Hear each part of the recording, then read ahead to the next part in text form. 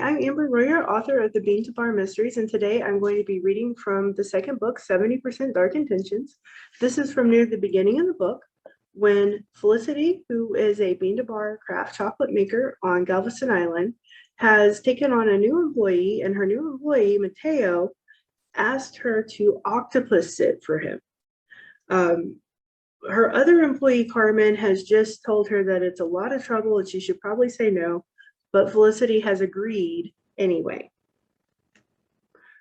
I've got people waiting for me over at Chalupa's, I tell Carmen and Mateo as we all head through the kitchen towards the back door. So I need to head out. Mateo, write me a list of how to take care of an octopus. You're not taking off until Thursday, so we have plenty of time to talk about it. Or for me to find someone else to octopus sit if it really is as complicated as Carmen says. Sounds great, Mateo says. He opens the back door and steps backwards through it. He breaks off his words with a squeak as he trips over some guy who's standing there about to knock on the door. Mateo lands on his butt. The other guy stumbles backwards, leaning heavily against a giant crate on a pallet jack. The crate is about as tall as the guy.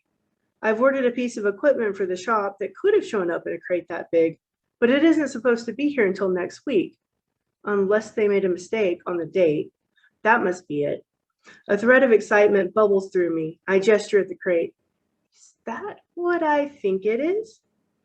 Optical sorter, the guy announces.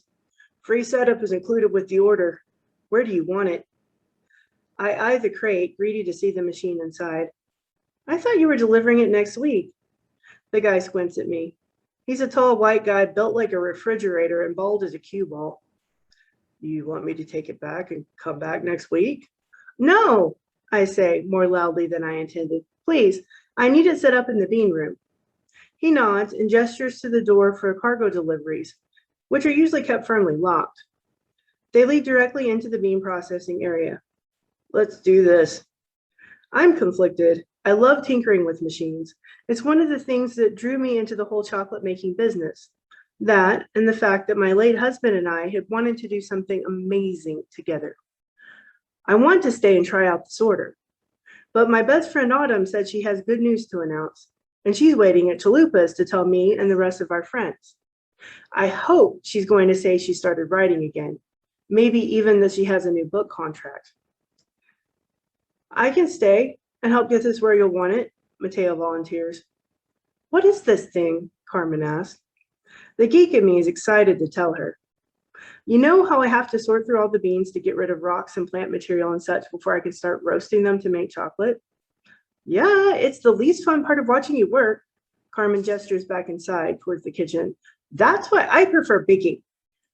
This machine does all of that automatically. I step over and pat the crate. I'd like to at least see the sorter before I leave, but it doesn't look like that's going to happen. I know it's a bit of a splurge for an operation our size, but business has been good despite all the negative publicity.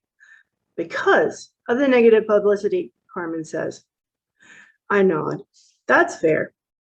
I'm still not happy about Greetings and Felicitations being the chocolate shop that all the murder geeks stop at, like my factory is a tourist attraction. But they seem to be a group with a lot of pocket money, so I have no choice but to humor them. I'll stay with Mateo, Carmen says. I'd like to see how this thing works. Mateo looks at me. I don't know if we should run it. Felicity, don't you want to be the first one to use the machine? I know I'd want to if it was mine. I do want to be the first one to play with the shop's new toy, but I also want Carmen to know I trust her. I tell them, y'all feel free to try it out. I point at Mateo, but don't use that bag of beans you brought me from that farm you stayed at. I'm still trying to figure out what to do with it. The beans are Criolla porcelana, which many consider the finest variety of cacao in the world.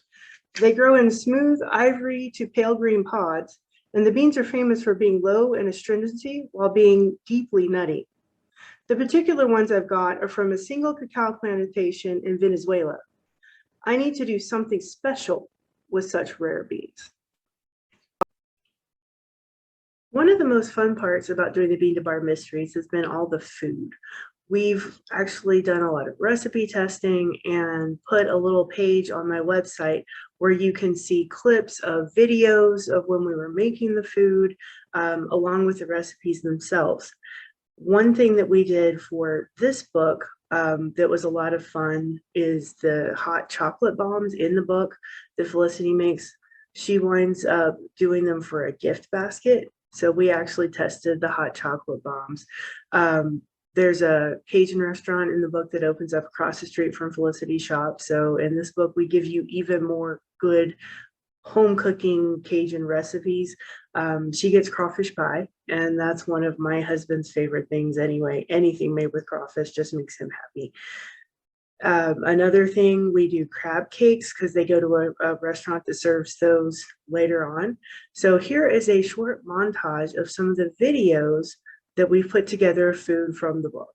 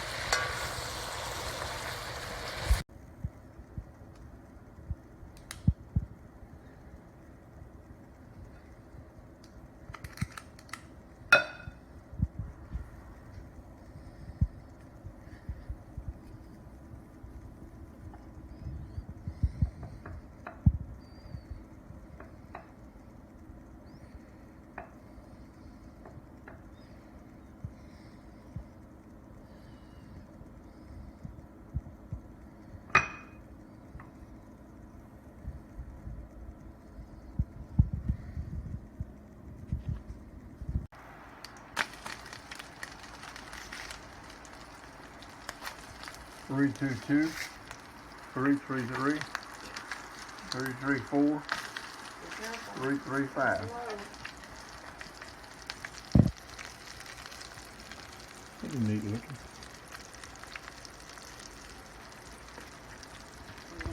They get a little bit more, ain't much. You want to look at it, Ben?